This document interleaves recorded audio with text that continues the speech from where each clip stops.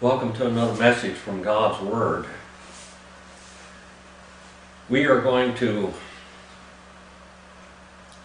study Pilate's defense of Jesus. Pilate's defense of Jesus. We know that Pilate gave 5 verdicts that Jesus was innocent.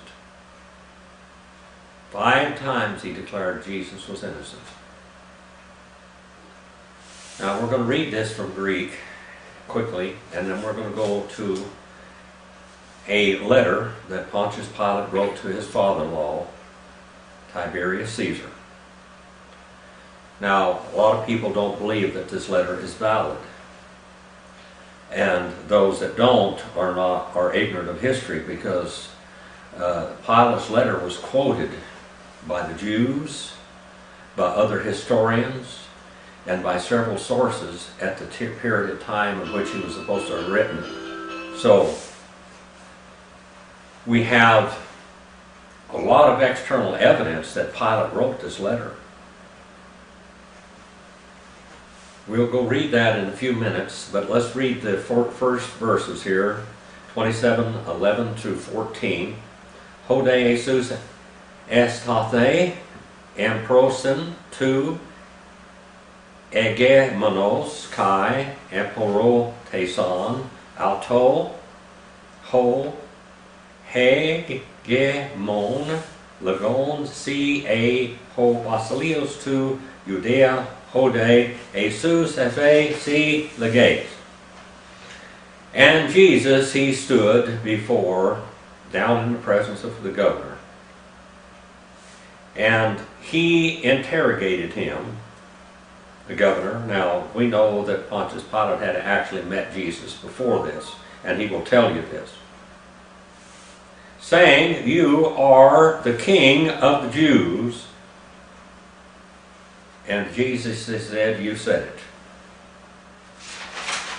Verse 12, Kai ento kata goreste auton hippoton akarion kai prosbeteron ude apikrinato. And in to be accused him under the high priest and the elders, nothing he answered. Tote lege auto ho paletos uk acues posa si kata martyriasus. Then he said to him, Pilate, "Do you not hear what things you are being witnessed against?" Verse number 14. Kai uk apokrithe auto pros ude hen rima hoste thamazane ton hegemona leon. And not he answered to him nothing, not one word. So as Pilate marveled greatly, was absolutely struck out of his senses, greatly, exceedingly. Now let's go back and read this.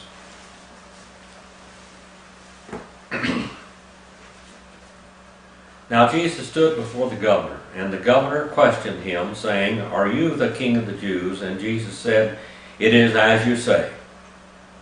Pilate knew that anyway. This is for formality only, because Pilate had to do this. We know that Pontius Pilate was afraid because the Jews were writing letters to Tiberius Caesar telling him that Pontius Pilate was leagued up with Jesus. And we'll read the letter that'll tell you that. And Pilate's wife was very upset. She had a dream the night, and it troubled her all night long. And she said, do not have anything to do with this righteous man. Pontius Pilate had protected him for years, which we'll read. And so he's trying, but he has to go through the formalities. These are all formalities. He knew all the answers to this. Pontius Pilate did before he asked him, but he has to do this in court. And while he was being accused by the chief priests and the elders, now these are the Sanhedrin court, he made no answer. Then Pilate said to him, "Do you not hear how many things they testify against you?"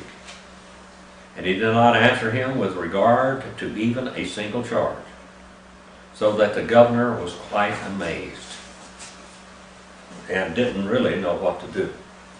Now, let's go to history and see what history says about this situation here. I want to read to you another short witness, extra biblical witness that Jesus existed and that he did the miracles and things that he did. There is more extra biblical evidence of Jesus' life, birth, that is, birth and life, miraculous ministry, death, burial, and resurrection than there is in the Bible. People wrote about it from all over. Now here is a Roman historian. His name was Vallius Particulus. He was 19 years old when Jesus was born. And there are many historians that wrote things about Jesus at that time. Many of them. Pontius Pilate wrote this letter. Now we have this letter here by Vallius Particulus. He was from a well-to-known, a well-to-do family in Rome. They were mostly horsemen. Vallius says that in Judea he met a man called Jesus of Nazareth, who was one of the most remarkable characters he had ever seen. That he was more afraid of Jesus than a whole army. Now this is a warrior. For he cured all manner of diseases and raised the dead. And when he cursed the orchards or fruit trees for their barrenness, they instantly withered to the roots.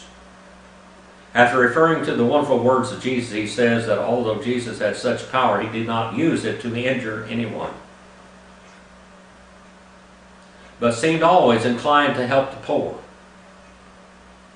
Vallius says that the Jews were divided in their opinion of Jesus, the poorer classes claiming him as their king and the deliverer from the Roman authority.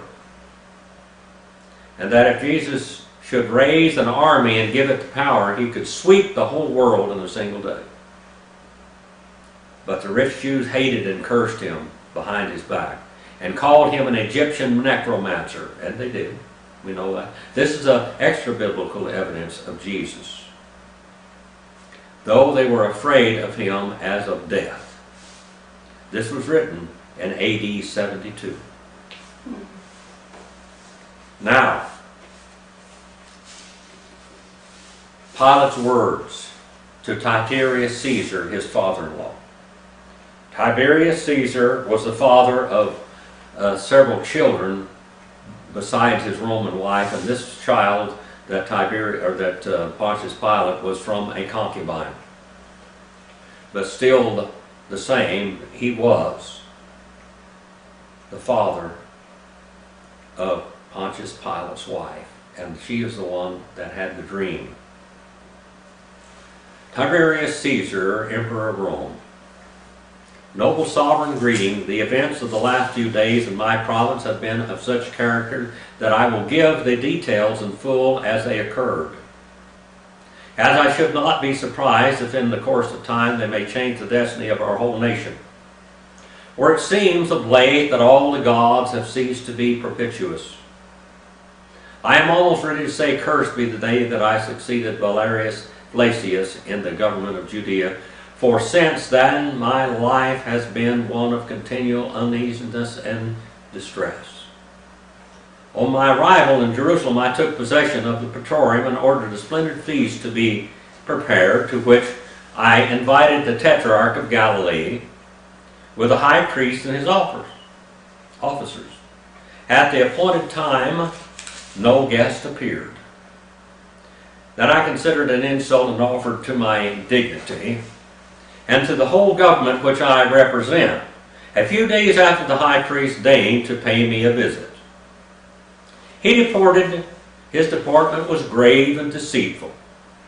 He pretended that his religion forbid him and his attendants to sit at the table of Romans and eat and offer libations with them. But this was only as sanctimonious seeming, for this his very countenance betrayed his hypocrisy. Although I thought it expedient to accept his excuse from the moment I was convinced that the conquered had declared themselves the enemy of the conquerors. And I would warn the Romans to beware of the high priests of this country. They would betray their own mother to gain office or in luxurious living. It seems to me that of conquered cities, Jerusalem is the most difficult to govern. So turbulent are the people that I live in momentary dread of an insurrection. I have not soldiers sufficient to suppress it.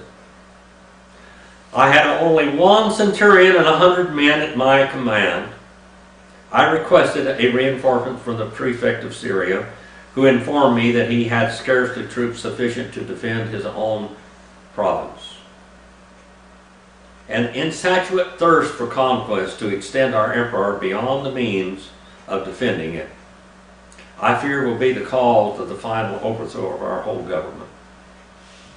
I lived secluded from the masses, for I did not know what those priests might influence the rabble to do. Yet I endeavored to ascertain as far as I could the mind and the standing of this people. Among the various rumors that came to my ears, there was one particular that attracted my attention. A young man, it was said, had appeared in Galilee preaching with noble unction and new law in the name of God that had sent him. At first I was apprehensive that his design was to stir up the people against the Romans. But my fears were soon dispelled. Jesus of Nazareth spoke rather as a friend of the Romans than of the Jews. One day, in passing by the place of Siloam, where there was a great concourse of people, I observed in the midst of the group a young man who was leaning against a tree, calmly addressing the multitude. I was told it was Jesus. This I could easily have suspected, so great was the difference between him and those listening to him. His golden-colored hair and beard gave to his appearance a celestial aspect. By the way, every eyewitness of Jesus, his hair was golden blonde, and his eyes were blue. And I will tell you this also, that the Jews blasphemed his mother and indicted her as having a child with a Roman soldier because he had blonde hair and blue eyes. Oh, yeah. And it records, every recorded appearance of Jesus has the very same description of him. He appeared to be about 30 years of age. Never have I seen a sweeter or more serene countenance. What a contrast between him and his hearers, with their black beards and tawny complexions. Unwilling to interrupt him by my presence, I continued to walk, but signified to my secretary to join the group and listen. My secretary's name is Manlius. He is the grandson of the chief of the conspirators who encamped the Etrurian, waiting for Catiline. Manlius has been for a long time an inhabitant of Judea and is well acquainted with the Hebrew language. He was devoted to me and worthy of my confidence. On entering the praetorium, I found Manlius, who related to me the words Jesus had pronounced at Siloam. Never have I read in the words of the philosophers anything that can compare to the maxims of Jesus. One of the rebellious Jews, so numerous in Jerusalem, having asked Jesus if it was lawful to give tribute to Caesar, he replied, "Render unto Caesar the things that belong to Caesar, and unto God the things that are God's." It was on account of the wisdom of his sayings that I granted him so much liberty to this Nazarene. For it was in my power to have him arrested and exiled to Pontus. But that would have been contrary to the justice which always characterized the Roman government. In all its dealings with men, This man was neither seditious nor rebellious. I extended to him my protection, unknown perhaps to himself. He was at liberty to act and speak and assemble and address the people and to choose disciples, and unrestrained by any praetorian mandate. Should it ever happen, may the gods avert the omen, should it ever happen, I say, that the religion of our forefathers will be supplanted by the religion of Jesus, it will be this noble toleration that Rome shall owe to her premature death. While I, miserable wretch that I am, will have been the instrument of what the Jews call providence and we call destiny. This unlimited freedom granted to Jesus provoked the Jews, not the poor, but the rich and the powerful. It is true Jesus was severe on the latter, and this was a political reason, in my opinion, for not restraining the liberty of the Nazarene. Scribes and Pharisees, he would say to them, you are a race of vipers. You resemble planted sepulchres. You appear well unto men, but have death within you. At other times he would sneer at the alms of the rich and proud, telling them the mite of the poor was more precious in the sight of God. Complaints were daily made at the praetorium against the insolence of Jesus. He was even informed that some misfortune would befall him, that it would not be from the first time that Jerusalem had stoned those called themselves prophets. An appeal was made to Caesar. However, my conduct was approved by the Senate. They had complained against him. That's what he said. And I was promised a reinforcement after the termination of the Parthian War. Being too weak to suppress an insurrection, I resolved upon adopting a measure that promised to restore the tranquility of the city without subjecting the praetorium to humiliating concessions. I wrote to Jesus requesting an interview with him at the praetorium, and he came. You know that in my veins flows Spanish mixed with Roman blood. As incapable of fear as it is of weak emotion. When the Nazarene made his appearance, I was walking in my basilica, and my feet seemed to be fastened like an iron hand to the marble pavement. I trembled in every limb, as does a guilty culprit. Though the Nazarene was as calm and as innocence itself, when he came up to me, he stopped, and by a signal sign, he seemed to say to me, I am here, though he did not speak a single word. For some time I contemplated with admiration and awe this extraordinary type of man. A type of man unknown to our numerous painters, who had given form and figure to all the gods and the heroes. There was nothing about him that was repelling its character, yet I felt too awed and tremulous to approach him. Jesus, I said unto him at last, my tongue faltered, Jesus of Nazareth, for the last 3 years I've granted you ample freedom of speech, nor do I regret it. Your words are those of a sage.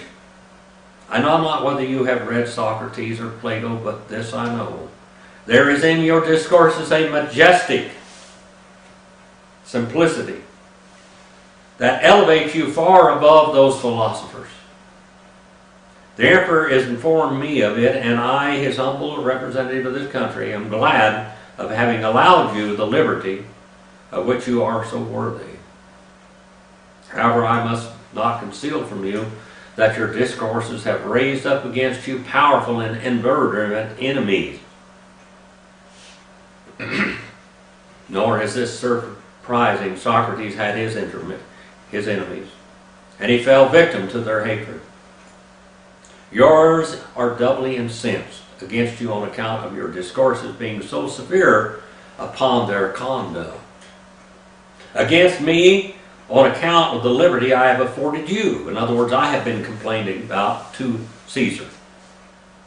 They even accuse me of being indirectly leagued with you for the purpose of depriving the Hebrews of the little civil power which Rome has left them. My request, I do not say in order, is that you be more circumspect and moderate in your discourses in the future, and more considerate of them, lest you arouse the pride of your enemy, and they rise against you, the stupid populace, and compel me to employ the instruments of law. The Nazarene calmly replied, Prince of this earth, your words proceed not from true wisdom. Say to the torrent, stop in the midst of the mountain gorge. It will uproot the trees of the valley. The torrent will answer you that it obeys the laws of nature and the Creator. God alone knows whether flow the waters in the torrent. Truly I say unto you, before the rose of Sharon blossoms, the blood of the just shall be spilled. Your blood shall not be spilled, I said, with deep emotion. You are more precious in my estimation on account of your wisdom than all the turbulent and proud Pharisees who abuse the freedom granted to them by the Romans. They conspire against Caesar and convert his bounty into fear, and impressing the unlearned that Caesar is a tyrant and seeks their ruin. Insolent wretches they are, not aware that the wolf of the tiger sometimes clothes himself in the skin of sheep to accomplish his wicked designs. I will protect you against them. My praetorium shall be an asylum, sacred both day and night for you. Jesus carelessly shook his head and said with a grave and divine smile, when the day shall have come, there will be no asylum for the Son of Man, neither in the earth nor under the earth. The asylum of the just is there, pointing to the heavens. That which is written in the books of the prophets must be accomplished. Young man, I answered mildly, you will oblige me to convert your request into an order. The safety of the promise which has been confided to my care requires that. You must observe more moderation in your discourses. Do not infringe my order. You know the consequences. My happiness attend you. Farewell. Prince of the earth, replied Jesus, I came not to bring war into the world, but peace and love and charity. I was born on the same day which Augustus Caesar gave peace to the Roman world. Persecution proceeded not from me. I expect it from others, and I will meet it in obedience to the will of my Father, who has shown me the way. Restrain, therefore, your worldly prudence. It is not in your power to arrest the victims at the foot of the tabernacle of expiation. So saying, he disappeared like a bright shadow behind the curtains of the basilica. To my great relief, for I felt a heavy burden upon me, of which I could not relieve myself while in his presence. To Herod, who then reigned in Galilee, the enemies of the Jesus addressed themselves to wreak their vengeance upon the Nazarene. Had Herod consulted his own inclinations, he would have ordered Jesus immediately put to death. But though proud of his royal dignity, yet he hesitated to commit an act that might lessen his influence with the Senate. Or, like me, was afraid of Jesus. But it would never do for a Roman officer to be scared by Jew. Previous to this, Herod called upon me at the praetorium, and on rising to take leave after some trifling conversation, I asked me what was my opinion concerning the Nazarene. I replied that Jesus appeared to be one of those great philosophers that great nations sometimes produced, that his doctrines were by no means sacrilegious, and that the intentions of Rome were to lead him to that freedom of speech which was justified by his actions. And Herod smiled maliciously, and saluting me with ironical respect, departed. The great feast of the Jews was approaching. The intention was to avail themselves of the popular exaltation which always manifests itself at the solemnities of the Passover. The city was overflowing with tumultuous populace and clamoring for the death of the Nazarene. My emissaries informed me that the treasurer of the temple had been employed in bribing witnesses. The danger was pressing, A Roman centurion had been insulted. I wrote to the prefect of Syria for 100 foot soldiers and as many cavalry. He declined. I saw myself alone and a handful of veterans amidst a rebellious city, too weak to suppress an uprising and having no choice left but to tolerate it. They had seized upon Jesus and the seditious rabble. Although they had nothing to fear from the praetorium, believing as their leaders had told them that I winked at the sedition, continued vociferating, "Crucify him, crucify him, crucify him." Three powerful parties that combined together at the time against Jesus: the Herodians and the Sadducees, whose seditious conduct seemed to have proceeded from double motives. They hated the Nazarene and were impatient of the Roman yoke. They never forgave me for having entered the holy city with banners that bore the image of the Roman emperor. And although in this instance I had committed a fatal error, yet the sacrilege did not appear less heinous in their eyes. Another grievance also rankled in their bosoms. I had proposed to employ a part of the treasure of the temple in erecting an edifice for public use. My proposal was scorned. The Pharisees were avowed enemies of Jesus. They cared not for the government. They bore bitterness the severe reprimands which the Nazarene for 3 years had been continually giving them wherever he went. Timid and too weak to act by themselves, they had embraced the quarrels of the Herodians and the Sadducees. Besides these three parties, I had a contend against the reckless and prolific populace, always ready to join in sedition. That's the Sicarii that he's talking about, to profit by the disorder and confusion that resulted therefrom. Jesus was dragged from the high priest and condemned to death. I was then at the high priest Caiaphas performed a divisory act of submission. He sent his prisoner to me to confirm his condemnation and secure his execution. I answered him that Jesus was a Galilean. And I, after an affair under Herod's justification, ordered him to be sent thereof. The wily tetrarch professed humility, and protesting his deference to the lieutenant Caesar, he committed the fate of a man into my hands. Soon my palace assumed the aspect of a besieged citadel. Every moment increased the number of the malcontents. Jerusalem was inundated with crowds from the mountains of Nazareth. All Judea appeared to be pouring into the city. I had taken a wife from among the Gauls who pretended to see into the future. Weeping and throwing herself at my feet, she said to me, "Beware, beware! Touch not the man, for he is holy." Last night I saw him in a vision. He was walking on waters. He was flying the wings of the air. He spoke to the tempest and to the fishes of the lake, and all were obedient to him. Behold, the torrent of the Mount Hidden flows with blood. The statues of Caesar are filled with genocide. The columns of the interim have given way, and the sun is veiled in mourning like a bestial in the tomb.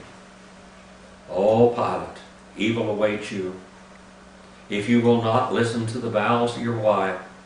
Dread the curse of the Roman Senate. Dread the frowns of Caesar.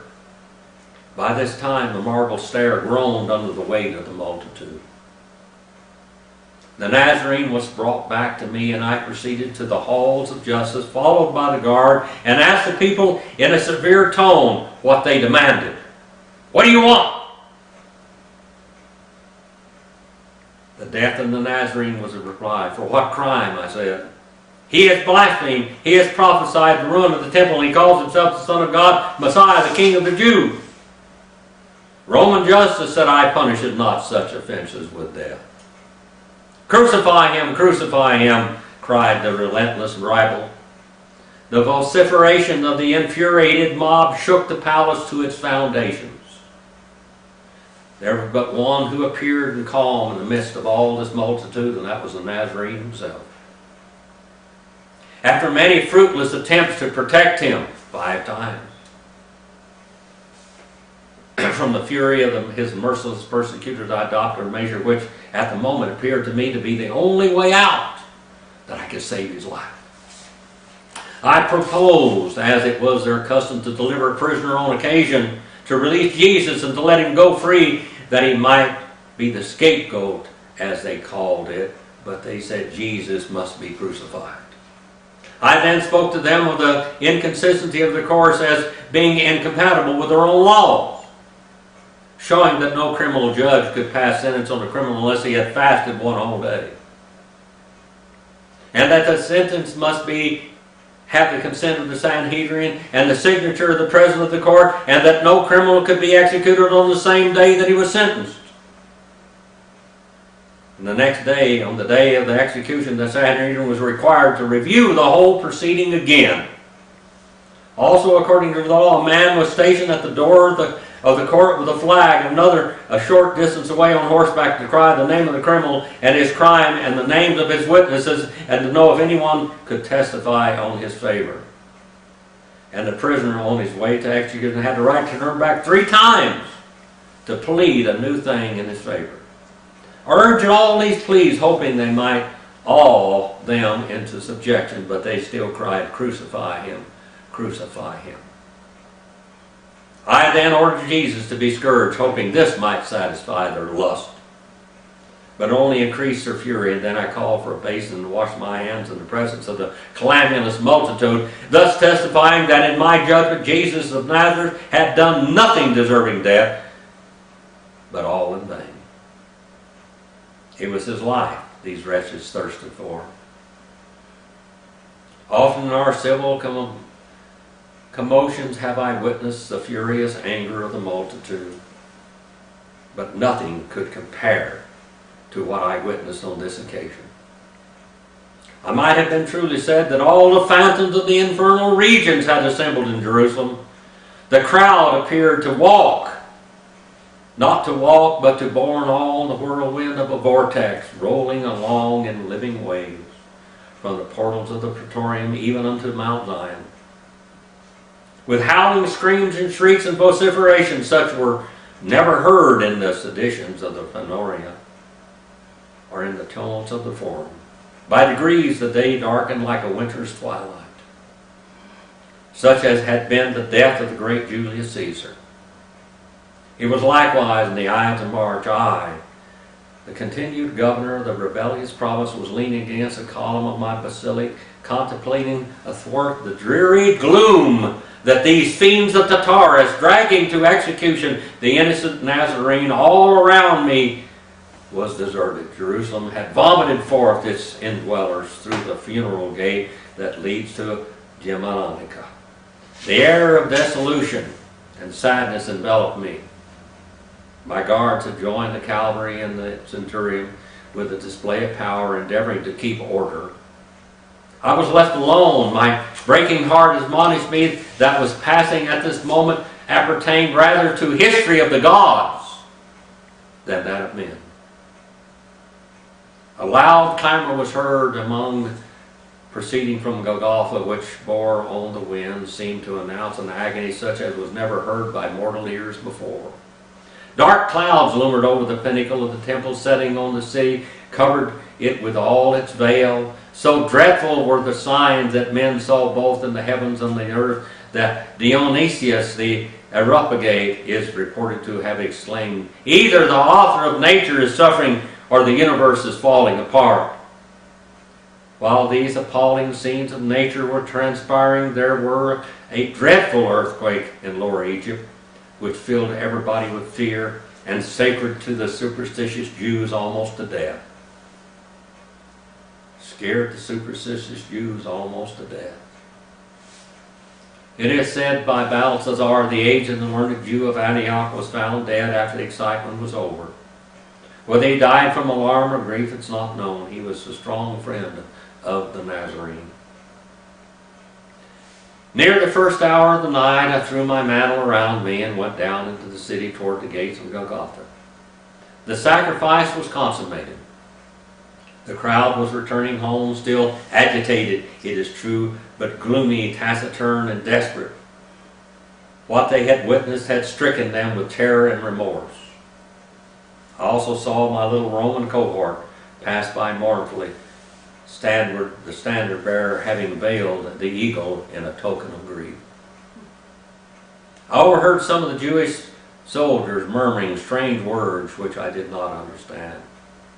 Others were recounting miracles very like these, which have so often smitten the Romans by the will of the gods. Sometimes groups of men and women would halt, then looking back toward Mount Calvary would remain motionless in expectation of witnessing some new prodigy. I returned to the praetorium sad and pensive. On ascending the stairs, the steps of which were still stained with the blood of the Nazarene, I perceived an old man. In a suppliant posture behind him, several Romans in tears. He threw himself at my feet and wept bitterly. It is painful to see an old man weep, and my heart being already overcome and overcharged with grief, we those strangers wept together.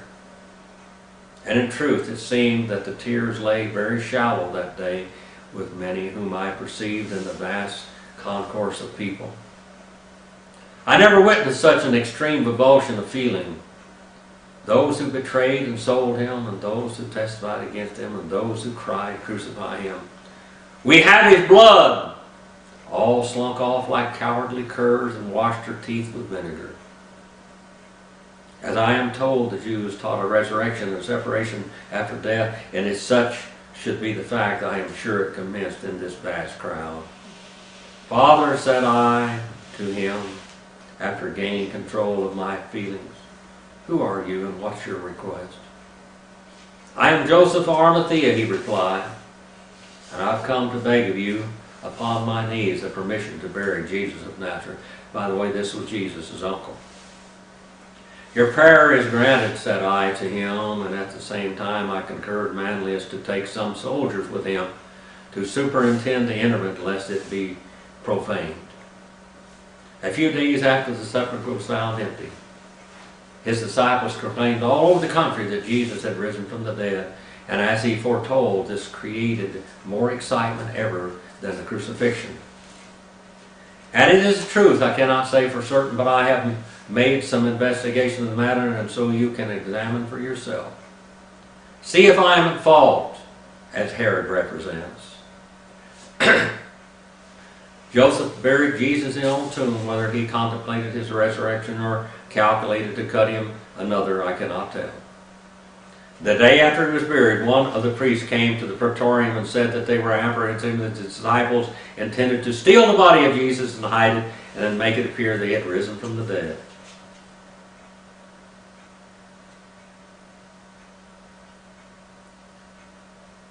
I sent with him the captain of the royal guard, Manlius, to tell him to take the Jewish soldiers' place, as many around the sepulchre were needed. Then if anything should happen, they could blame themselves and not the Romans. When the great excitement rose after the sepulchre had been found empty, I felt a deep solicitude than ever. I sent Malchus, who had told me he had placed his lieutenant Ben Isham, one of 100 soldiers, around the sepulchre. He told me that Isham and the soldiers were very much alarmed at what they occurred that very morning. I sent for this man Isham. He related to me, as near as I can recollect, the following circumstances. He said that after the beginning of the 4th watch, he saw a soft and beautiful light over the sepulchre. He at first thought the women had come to embalm the body of Jesus, as was their custom. He could not see how they had gotten through the guards. While these thoughts were passing through his mind, behold, the whole place was lighted up. And there seemed to be crowds of dead people in their grave clothes. All seemed to be shouting and filled with ecstasy, while all around above was the most beautiful music he had ever heard. And the whole air seemed to be full of voices praising God. At this time there seemed to be a reeling and swimming of the earth, so that he turned so sick and faint that he could not stand to his feet, and he said the earth seemed to swim underneath his feet, and his senses left him, so that he knew not what what even happened. I asked him in what condition he was when he came to himself, and he said he was lying on the ground with his face down. I asked him if he could not have been mistaken as to the light. Was it not day? Was it not coming in the east? And he said at first he thought that, but at its own cast it was exceedingly dark. Then he remembered it was too early for day. I asked him if his dizziness might have not come from being wakened up and getting up too suddenly, as it sometimes had the effect on humans. He said it was not. He had not been asleep all night, as the penalty was death for him to sleep on duty. He said that he had left some of his soldiers asleep at the time, and some were asleep. And I asked him how long the scene lasted. He said he did not know, that he thought nearly an hour. He said it was hid by the light of day, and I asked him if he went to the sepulchre after he had come to himself. He said no, because he was afraid that just as soon as the relief came, they all went to their quarters. I asked him if he had been questioned by the priest. He said he had. They wanted him to say that it was an earthquake, and that they were asleep, and offered him money to say that the disciples came and stole Jesus. But he saw no disciples. He did not know that the body was gone until he was told it was gone. I asked him what was the private opinion of those priests he had conversed with. He said that some of them thought that Jesus was no man, that he was not a human being, that he was not the son of Mary, that he was not the same that was said to be born of a virgin at Bethlehem, and that the same persons who had been on the earth before Abraham and Lot and many times places. It seems to me that if the Jewish theory be true, these conclusions are correct, for they are accord with this man's life as known and testified by both friends and foes. For the elements were no more in his hands than the clay in the hands of the potter.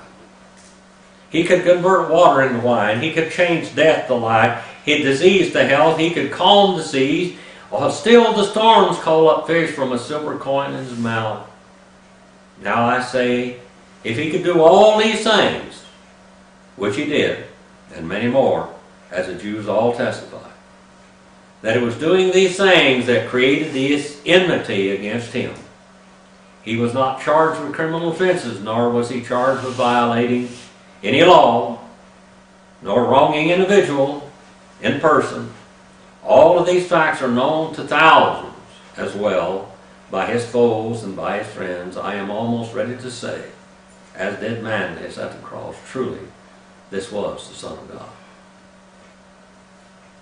Now, noble sovereign, this is near the facts in the case that I can arrive at. I have taken pains to make the statement very full, so that you might judge my conduct upon the whole, as I bear that Antipater, who has said many hard things to me in this matter, with a promise of faithfulness and good wishes to my noble sovereign. I am your servant, obedient servant, Pontius Pilate. There you have the rest of the story. Jesus is the Son of God. He is the Christ. He is the Messiah of Israel. He was tried by criminals that had committed perjury, first-degree murder. Now, when they were brought before a judge in the Sanhedrin, if the accusers proved to be false witnesses, that they were to be given the punishment that they called for by the so-called offender. Jesus told these Jews that they were guilty, that he was innocent.